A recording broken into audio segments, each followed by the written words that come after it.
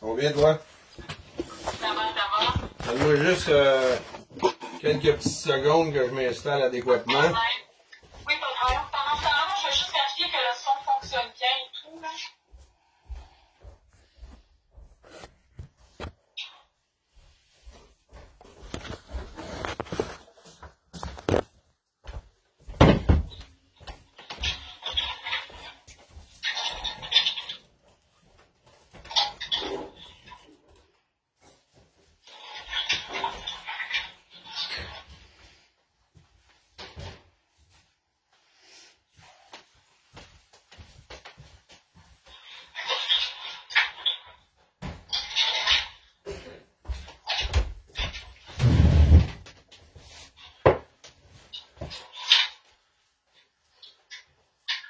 Je vais juste faire un petit test de son avec vous si ça ne vous dérange pas.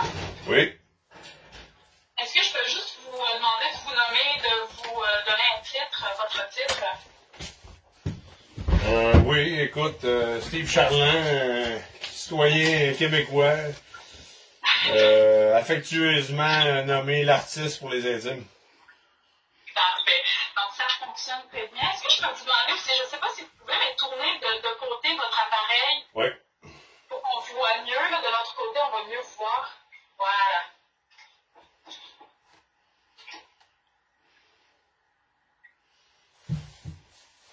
Parfait. Et merci beaucoup d'avoir pris quelques minutes pour nous.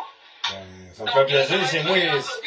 C'est moi qui te remercie de nous faire une place dans vos médias. Oui, on est très content de voir les deux côtés des choses, selon moi. Là. Enfin. Je vous entends pas très bien. Je sais pas si c'est moi là, qui... Je sais pas. J'ai-tu quelque chose à faire? Ah non, là, je vous entends. Okay. C'est peut-être juste... Okay. Parfait.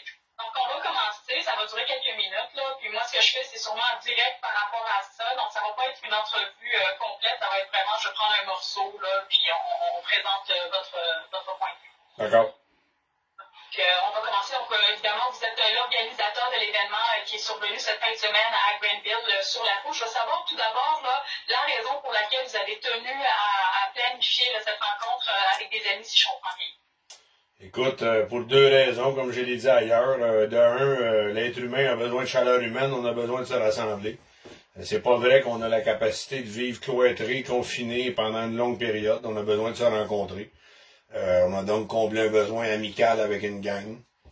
Puis deuxième raison, on a voulu un peu provoquer ce qui est exactement en train de se passer, c'est-à-dire un débat public, ce qu'on n'est pas capable d'avoir depuis plusieurs mois. On revendique beaucoup, on manifeste beaucoup, mais il n'y a pas beaucoup de monde qui se permettent de nous laisser la parole, ce qui est important. Il y a une grosse partie de la population au Québec en ce moment qui se sent pas entendue. Si notre événement a fait en sorte qu'on est un peu plus entendu, ben tant mieux, on va avoir réussi ça.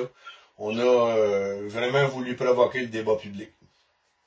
Donc, on sait, là, à la fin de cet événement-là, il y a les autorités qui sont venues, la Sûreté du Québec s'est présentée sur les lieux. Est-ce qu'ils ont donné un constat d'infraction pour rassemblement? Non, absolument pas. Ils nous ont simplement demandé de nous identifier comme propriétaires des lieux.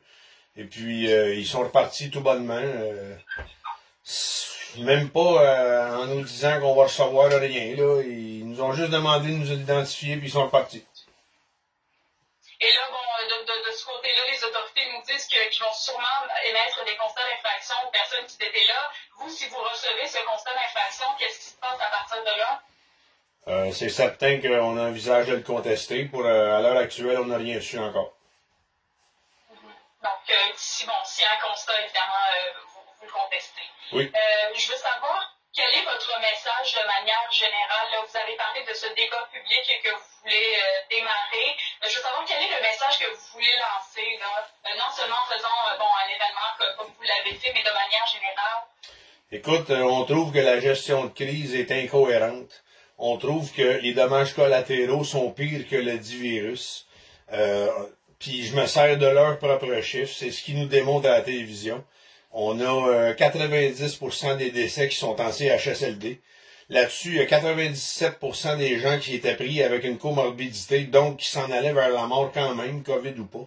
C'est-à-dire qu'il reste juste un minime pourcentage de la population qui a été affecté par ce virus. Puis pour ça, ben on met 8,5 millions de Québécois en pénitence, si on peut dire ainsi. Et je trouve que la gestion de la crise est pire que le virus lui-même. En ce moment, on essaye de faire un gros coup d'éclat en disant qu'on a 820 cas d'hospitalisés. C'est 820 cas dans 660 hôpitaux qui sont répartis dans la province de Québec. Moi, je vois pas c'est quoi si on regarde les autres années par rapport à l'influenza puis toutes les autres grippes, je veux dire, cette année est pas pire que les autres. Puis en plus, ce qu'on nous dit la semaine passée, c'est que la décision que les Québécois ne puissent pas se rencontrer pendant les fêtes, c'est pas une revendication de la santé publique, c'est pas une revendication de l'OMS, c'est une décision politique, c'est une décision gouvernementale. Ça n'a rien à voir avec la santé ni le virus. Ça, moi, ça me dit tout de suite qu'on attaque directement la Charte des droits et libertés, qui, selon l'article 3, nous permet de faire des rassemblements pacifiques et d'avoir nos opinions politiques. Et ils sont en train de bafouer notre charte, puis c'est même plus pour des raisons sanitaires, ils nous l'ont dit eux-mêmes. Je trouve ça incohérent et aberrant. Aviez-vous autre chose à ajouter par rapport à tout ça? Je sais que dans les vidéos que vous avez mis publiques, vous avez partagé votre mécontentement. On s'entend aussi à l'égard du premier ministre. Aviez-vous autre chose à ajouter? Si vous aviez quelques mots directement au gouvernement, par exemple? Ben, si j'avais quelques mots directement au gouvernement, je lui dirais que ça serait plaisant que toute la population soit entendue. Puis je vais en profiter aussi pour passer le message aux médias. Il y a une grosse partie de la population qui ne se sent plus entendue, se sent plus écoutée par nos gouvernements, par les médias. Je trouve que les médias se donnent trop dans la chronique d'opinion. On n'a plus d'informations. C'est un message unilatéral qu'on nous livre et c'est un message de peur.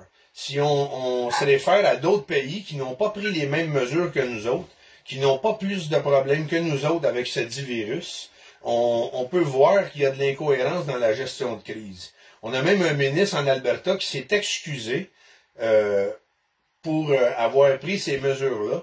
Il y a des gens qui conseillent de ne pas confiner et de ne pas obliger le masque, mais ces gens-là ne sont pas écoutés, ne sont pas entendus, puis c'est des spécialistes. Là. Moi, je suis pas un spécialiste, je suis un gars du peuple qui est capable d'observer et d'analyser, mais les spécialistes qui n'ont pas le même message unilatéral des gouvernements et des médias, on ne les écoute plus, on les tasse dans un coin. Il y en a même qui ont été radiés. C'est inconcevable de voir tout ça. Ça semble, aux yeux des citoyens, ça semble qu'il y a un agenda politique derrière cette crise, puis l'avenir est pas très rose pour nous autres. Là. Merci beaucoup d'avoir pris quelques minutes pour nous, c'est très apprécié. Je te remercie. Ça va passer quand? Sûrement, d'après ce que je sais, ça serait à notre bulletin de 12h13, sinon 18h. Parfait. C'est bien, ben, merci beaucoup. J'apprécierais si tu pouvais m'envoyer le lien quand ça soit le temps. Oui, pas de problème, moi je peux faire ça. Merci beaucoup. Bonne journée. Au revoir.